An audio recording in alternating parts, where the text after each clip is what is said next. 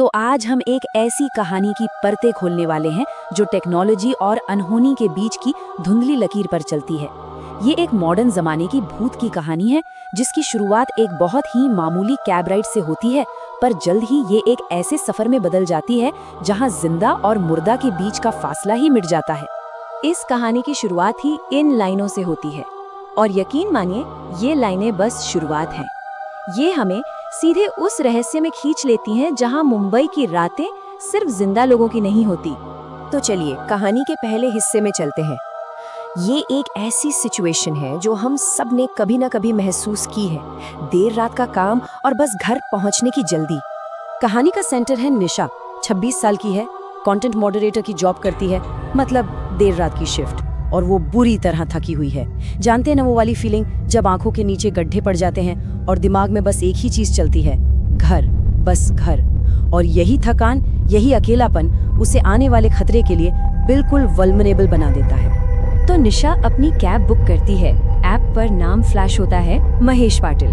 अब यहाँ पर बात थोड़ी अजीब हो जाती है क्योंकि ये लगातार तीसरी रात थी जब उसे सेम ड्राइवर मिला था। अब इसे क्या कहा जाए, एक छोटा सा कोइंसिडेंस या किसी बहुत बड़ी, बहुत अनहोनी चीज का पहला इशारा? और बस यहीं से एक मामूली सी रात एक डरावने भयानक सपने में तब्दील हो जाती है। और इसकी शुरुआत होती है सिर्फ एक गलत मोड़ से, एक ऐसा मोड़ जो निशा को सिर्फ रास्ते से नहीं बल्कि हकीकत से ही भटका देता है। अब यहाँ से चीजें बहुत बहुत तेजी से हाथ से निकलने लगती हैं। सबसे पहले गाड़ी एक सुनसान इंडस्ट्रियल रोड पर मुड़ जाती है।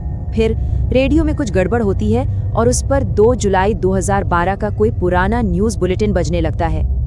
हद तो तब होती है जब एक रेस्टोरेंट का बिलबोर्ड उसे 2 बार दिखता है और दूसरी बार वो जला हुआ होता है। और इन सब के आखिर में जीपीएस फ्रीज हो जाता है और एक ऐसी कॉल आती है जो सब कुछ हमेशा के लिए बदल देती है। 1 मिनट के लिए सोचिए जरा, रात का सन्नाटा है और अचानक रेडियो पर सालों पुरानी खबरें चलने लगे। ये कोई मामूली टेक्निकल ग्लिच नहीं था, है ना? ये एक सीधा इशारा था कि निशा अब नॉर्मल टाइम और स्पेस के नियमों से बाहर जा चुकी है। और ये तारीख 2 जुलाई, इसे याद रखिएगा, ये बहुत जरूरी है। निशा की जो हकीकत थी ना, वो अब बिखरने लगी थी। एक ही बिलबोर्ड का दोबारा दिखना, ये तो इम्पॉसिबल है, और उसका जला हुआ दिखना, ऐसा लग रहा था मानो वो किसी बुरे सपने के लूप में फंस गई है जहाँ चीजें बार बार हो रही हैं लेकिन हर बार पहले से ज्यादा डरावनी होकर। और फिर वो एक पल आता है जो निशा के पैरों तले से जमीन खींच लेता है। उसकी दोस्त सना का फोन आता है और सना क्या कहती है? वो कहती है, अरे तू है कहाँ? गार्ड कह रहा है कि तू अभी तक ऑफिस के गेट से बाहर ही नहीं निकली है। सोचिए, अगर निशा गेट पर ही है तो फिर वो इस वक्त किसके साथ, किस गाड़ी में बैठी है? अब कहानी उस मोड़ पर आ गई है जहां सारे छोटे छोटे सुराग मिलकर एक खौफनाक सच बनाने वाले हैं। अब पर्दा उठेगा और वो तारीख 2 जुलाई एक बार फिर सामने आती है। निशा को अचानक याद आता है अपनी ट्रिप हिस्ट्री और फोन में सेव किया हुआ एक पुराना न्यूज आर्टिकल। यही तारीख इस पूरी पहेली की चाबी है। और फिर सच परत दर परत खुलना शुरू होता है। ऐप की हिस्ट्री दिखाती है कि महेश के साथ उसकी आखिरी राइड ठीक 1 साल पहले 2 जुलाई को हुई थी। वही तारीख, फिर वो न्यूज आर्टिकल।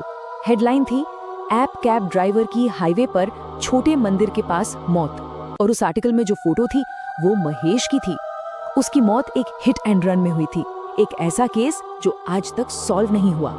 तभी महेश या जो भी वो था पहली बार बोलता है और उसकी आवाज में एक अजीब सा दर्द था। वो कहता है, मैं भी बस घर ही जा रहा था मैडम, पर किसी ने मुझे घर पहुंचने ही नहीं दिया। और इन शब्दों के साथ ये कहानी सिर्फ एक हॉरर स्टोरी नहीं रहती बल्कि एक अनसुलझे दर्द और अधूरे इंसाफ की कहानी बन जाती है। इसका मतलब समझते हैं, निशा सिर्फ एक भूत के साथ सफर नहीं कर रही थी, नहीं, वो उस भूत की मौत के लम्हों को जी रही थी, उसकी यादों में कैद थी। ये राइड असल में महेश के आखिरी जानलेवा सफर का एक कभी ना खत्म होने वाला लूप था, एक ऐसा लूप जिसे वो हर रात दोहराने पर मजबूर था। तो अब आते हैं कहानी के आखिरी हिस्से पर, जब निशा इस बुरे सपने से जागती है। लेकिन क्या ये सच में खत्म हो गया था या सबूत अभी बाकी था? तो अचानक निशा की आंख खुलती है और वो खुद को ऑफिस के बाहर एक बेंच पर पाती है। फोन हाथ में है, सही सलामत चल रहा है, बैटरी भी है। तो क्या ये सब बस एक बहुत ही बुरा सपना था? शायद थकान और स्ट्रेस की वजह से देखा गया एक खौफनाक सपना। पर बात इतनी सीधी नहीं थी। एक तरफ तो सब नॉर्मल लग रहा था, वो बेंच पर थी, सना ने कंफर्म किया कि कैब कैंसिल हो गई थी। लेकिन दूसरी तरफ ऐप पर ड्राइवर महेश पाटिल अभी भी ऑनलाइन नाव दिखा रहा था। तो क्या सच था और क्या वहम?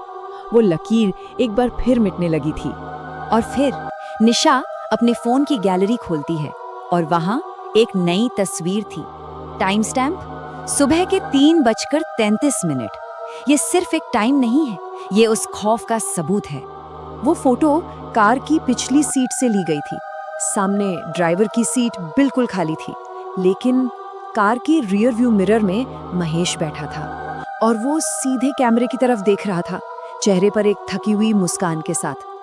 ये वो सबूत था जिसे कोई झुठला नहीं सकता था। वो राइड, वो भूत, सब असली था। तो ये कहानी हमें एक बहुत ही परेशान करने वाले सवाल के साथ छोड़ जाती है कि अगली बार जब रात की आखिरी कैब बुक हो तो असल में गाड़ी चला कौन रहा होगा। ऐसी ही और कहानियों के विश्लेषण के लिए सब्सक्राइब